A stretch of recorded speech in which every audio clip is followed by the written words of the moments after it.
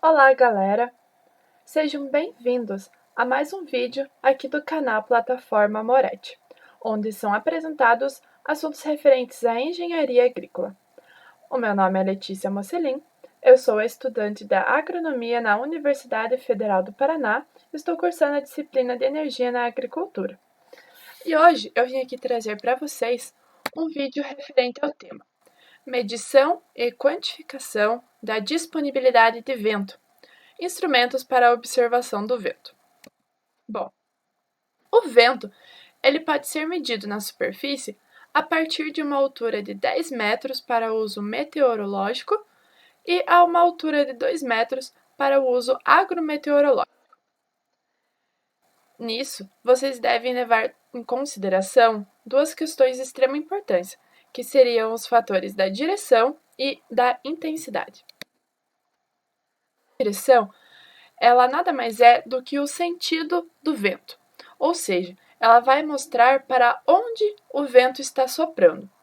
Esse valor ele é geralmente dado em graus, onde 360 graus indicam o norte, 270 graus o oeste, 180 graus o sul e 90 graus o leste, conforme a imagem da rosa dos ventos acima, com seus pontos cardeais. A intensidade, ela vai nos demonstrar a velocidade e a força do vento. Ela é uma condição, um valor que ele vai ser medido a partir de instrumentos que vão estar avaliando e fornecendo essa velocidade média. E essa velocidade geralmente vai estar em metros por segundo ou ainda em quilômetros por hora. Então, quais são esses instrumentos?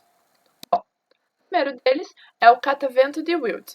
Ele é um instrumento mais rudimentar, que muitos de vocês já podem ter visto em algumas casas com um galinho em cima, e ele é responsável por medir a direção e a velocidade do vento.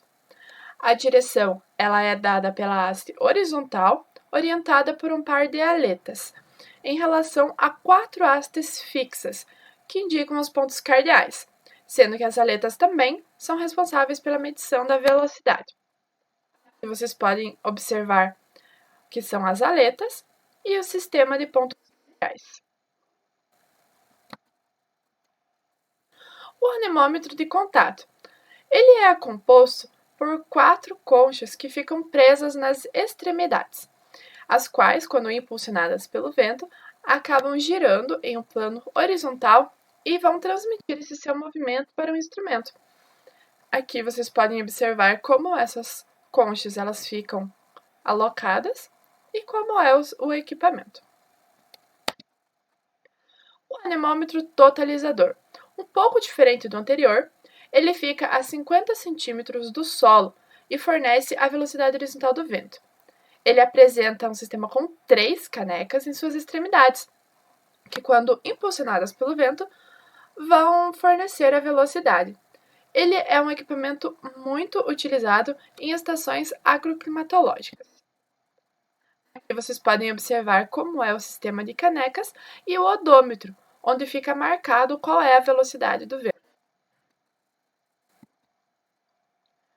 Agora nós temos, por final, o anemógrafo universal. Ele é diferente dos anteriores. Ele é colocado a 10 metros de altura e fornece a velocidade e a distância percorrida pelo vento. O seu diferencial é que ele gera um gráfico chamado de anemograma, e esse gráfico ele vai estar constatando as velocidades ao longo de um determinado tempo e não apenas uma velocidade pontual. Aqui tem uma imagem desse anemógrafo para vocês estarem se familiarizando. Ok, Letícia, mas eu queria ver qual é a velocidade do vento na minha casa. Eu posso fazer isso de um método mais caseiro e econômico? Sim, você pode. Tem diversos tutoriais no YouTube que demonstram como fazer um anemômetro em casa. E aqui para vocês eu trouxe o que você precisa. Você precisa de um tubo de caneta, um palito de churrasco, tiras de papelão, cola, seja cola branca ou cola quente, 2 bolinhas de ping-pong ou de desodorante Rolon, que serão cortadas ao meio, e uma base de madeira de papelão. O seu anemômetro caseiro vai ficar dessa forma, igual essa imagem, e vocês podem acompanhar melhor pelo tutorial no YouTube através do link abaixo, ou ainda pesquisando apenas por anemômetro caseiro. Vale lembrar que para vocês conseguirem calcular a velocidade do vento, né, é devido ao fato de que o número de voltas que essas conchas dão por velocidade de tempo permite isso. Agora eu vou estar realizando com vocês os exemplos 7.2 e 7.3 do Manual de Energia na Agricultura, a unidade 7. No dia 10 de setembro, às 9 horas, a leitura do anemômetro indicava 12.612,4 km. E no dia seguinte, dia 11, ao mesmo horário, essa leitura estava em 13.556,4 km. Então, ele pede para você determinar qual é a velocidade média do vento entre esses 2 dias. É uma equação bem básica, onde você vai conseguir a velocidade média com a leitura final menos a leitura inicial dividido por 24 horas. Então, ali, colocando os valores dividindo por 24, a gente vai obter que a velocidade média entre esses dias foi de 39,33 km por hora. Agora, um exemplo um pouquinho mais complexo.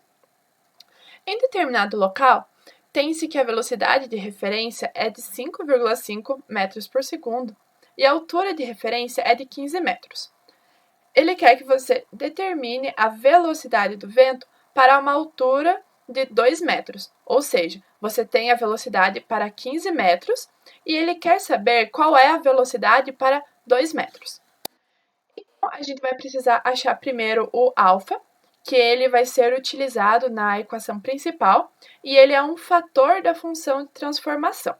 Então, ele tem ali os seus valores fixos, e a gente precisa inserir qual é a velocidade de referência e a altura de referência, que vai ser 5,5 e 15. Então, realizando essa equação, a gente vai obter um alfa de 0,2281. Indo então para a equação principal, onde a gente vai precisar da velocidade de referência, que é 5,5, da altura que a gente deseja, que é 2, e da altura de referência, que é 15, e o valor já obtido, que é o alfa. A gente vai colocar então 5,5 multiplicando pela divisão das duas alturas, que seria 2 por 15, elevado ao alfa, o nosso alfa, que é 0,2281. Então, o resultado dessa equação vai ser de 3,47 metros por segundo, ou seja, em uma altura de 15 metros, a velocidade do vento foi de 5,5 metros por segundo.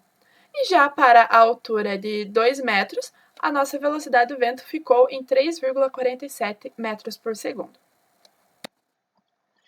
Então, é isso, pessoal. Muito obrigada pelo seu tempo e atenção. Espero que tenham bons estudos. Até mais!